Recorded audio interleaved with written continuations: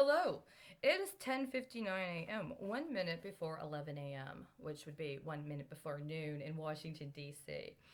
I understand that sometimes being conscious of the fact that you might be an hour ahead or multiple hours ahead or behind can be very important, especially when you're trying to track how things you're experiencing literally may be a part of things happening concurrently.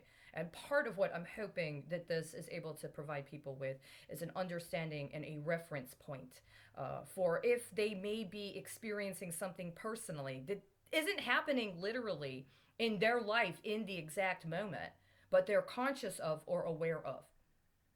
These things have been allowed to be reflected or represented in one manner or another in certain capacities or certain kinds of attempts at professional acknowledgement, or shall we say credit, in terms of defining the context. But I'm hoping that what this does is present another way to potentially understand how we are actually potentially conscious of multiple processes happening concurrently, and that we can use ourselves as a reference point for trying to understand them, and then trying to be able to move forward in an understanding that we have a right to be respected, and we have a right to our own self determination, we have a right to privacy, but we also have a right to be safe.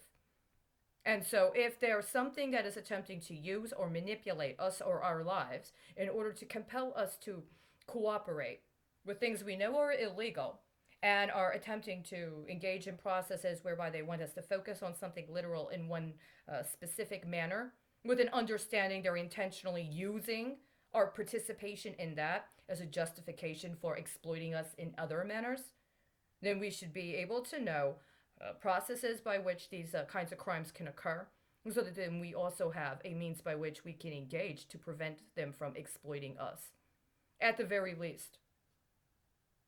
Now, with that said, tomorrow is March 13th, 2021.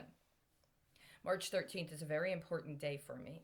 There's a specific reference I have with something that's not really acknowledged, and it's not something I'm going to talk too much about right now.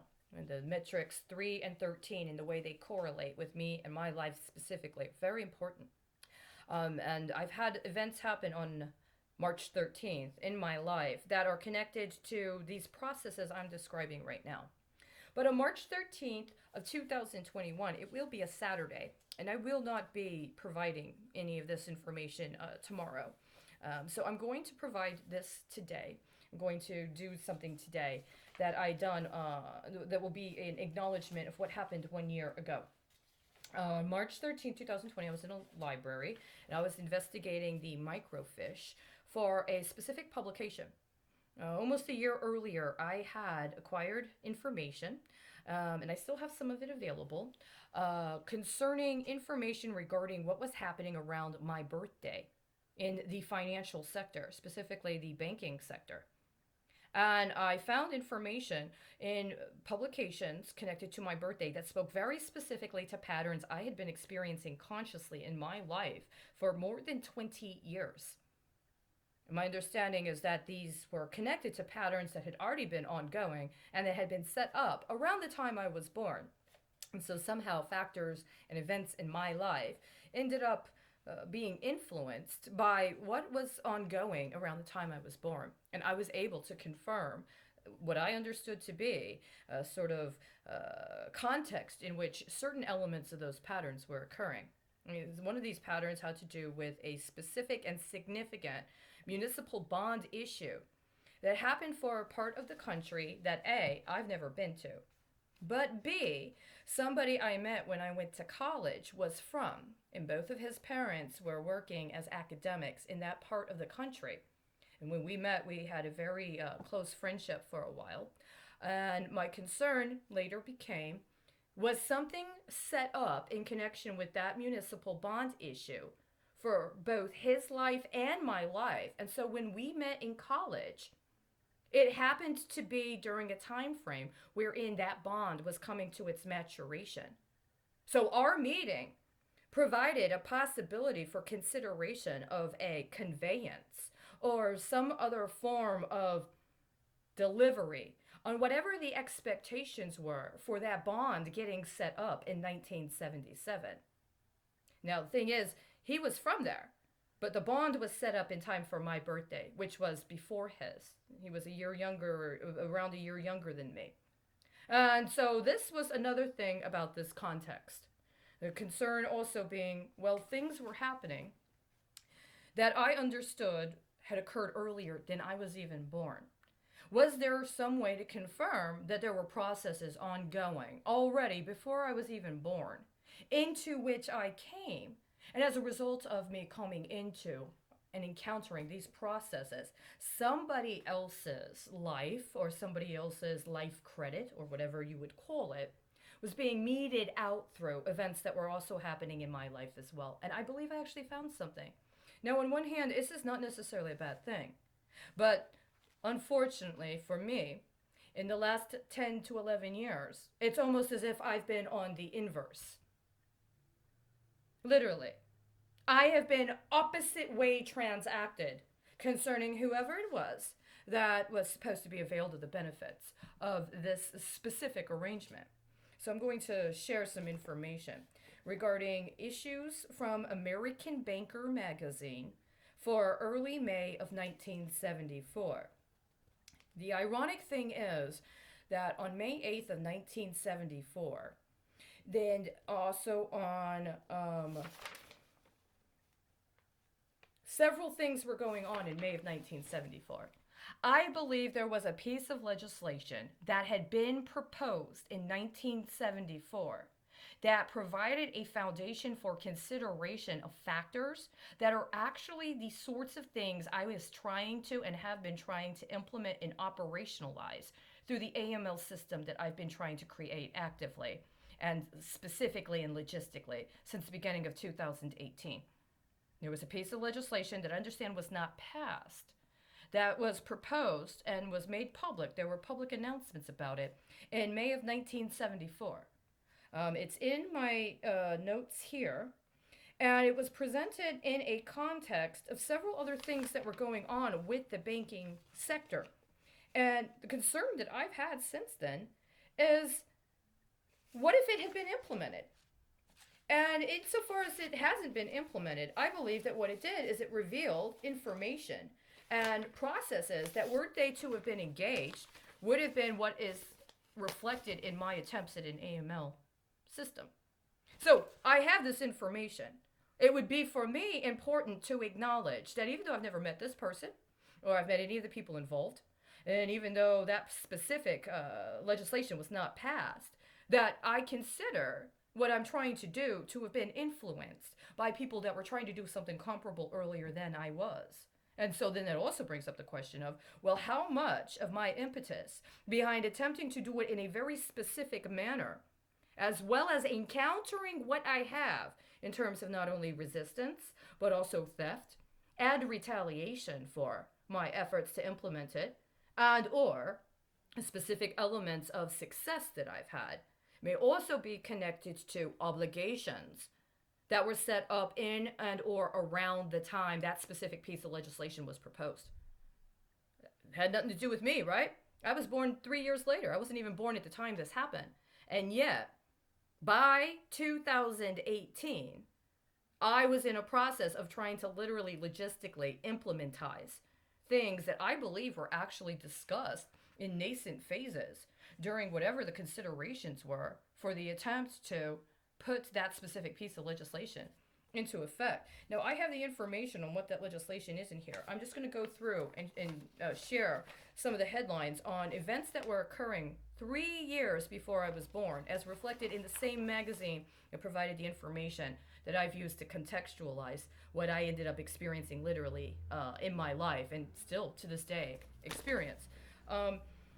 On May 8th of 1974, there was an article, Financial Data Sciences Introduces System to Bring Online Processing to Bank Tellers. This was apparently a time frame where there was a company that was discussing the early implementation of online processing for bank tellers. On May 10th, 1974, there was an editorial in what was a foreign bank activities issue. There is a quote from a person named Mr. Royce. This is the quote: "The Fed's approach, less its frills, seems about right for a starter," Mr. Royce asserted. "I simply do not believe that the mild hand it lays on foreign banks in the United States, imposing reserve requirements and forbidding combined investment commercial banking, will be such as to invite retaliation by other countries, as of today, against U.S. banks. For one thing, many foreign countries as of today do impose reserve requirements on U.S. banks, and they have every right to do so. Some also forbid combined investment, commercial banking, which in any event is prohibited for foreign branches of U.S. banks by U.S. law." Now, this is in May of 1974. There has been a considerable change to the banking and financial system, specifically regarding branch banking and specifically regarding branch banking in Texas since then. May 10th, 1974, women slated to plan energy saving home. Concerning a conference in Dallas, Texas, the National Association of Home Builders here has announced that builders' wives and women builders from all over the U.S. will meet here May 20th to produce a joint design for an energy-saving home that can be built with available materials and construction methods. Now, I'm just going to say, I have not been allowed to have my name on even a lease, much less put into consideration for owning my own mortgage, since I left Texas in 2006. That's going on 15 years. This conference of women home builders was in Dallas 3 years before I was born. The midway point between the day of the announcement and the day of the conference would have been 3 years before the day I was born. At the time I was born, and on the day I was born, within a 72-hour period of my birth, there was a very, very specific reference that directly connects with this conference, specifically consideration of wives. We'll get to that later. But what is really here of the important part that I was hoping to build on is this particular article. Wednesday, May 15th, 1974. Variable rate consumer CD pegged to T-bill changes proposed by Will to curb outflow, by Geoff Brillet. Portland, Oregon. A variable rate certificate of deposit for all financial institutions pegged to Treasury bill fluctuations was proposed here Tuesday by Frank Will, chairman of the Federal Deposit Insurance Corp., as a means of stemming savings outflows from during periods of disintermediation. Speaking to the annual conference of the National Association of Mutual Savings Banks, Mr. Will said the proposal has not yet been discussed outside the FDIC and that there are no immediate plans for implementing it. Rates for the new T-bill CDs would be tied directly to Treasury bill rates and would be adjusted monthly, Mr. Will proposed. While both commercial banks and savings institutions would be permitted to issue the certificates, the commercial bank ceiling rate would reflect a differential similar to that which now exists for other time deposits. Now, it is important to know that on the same page, there were articles referencing things comparable occurring in the states of Ohio and Florida. Initial reaction to the proposal appears to be favorable but cautious. Retiring NAMSB President John S. Howe, president of the $793.4 million deposit Provident Institution for Savings in the town of Boston, described it as a significant proposal but said it would require further study. While saying he was basically impressed with the concept, Dr. Grover W. Ensley, executive vice president of the NAMSB, raised questions about some aspects. He stated that the marketing feasibility of the T-bill CDs would have to be studied to determine whether it could be made to appeal to savers. He also expressed concerns about the possibility of continued high short-term rates, pricing such CDs too high for institutions. Further, said Dr. Inslee, the proposal should be considered only as a supplemental measure rather than as a cure for the problems of thrift institutions. Restructuring of institutional framework should remain a prime concern, he declared. The proposal is being made, Mr. Will said, because it is obvious that individual depositors have become more and more sophisticated about the short-term money market instruments that are available to them.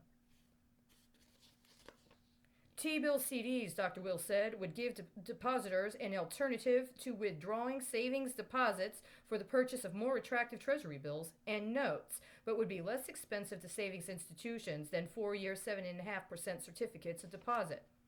Based on the experience of the past 4 years, he said the cost to savings institutions of the proposed T-bill CDs would have been 5.71% a year, despite temporary periods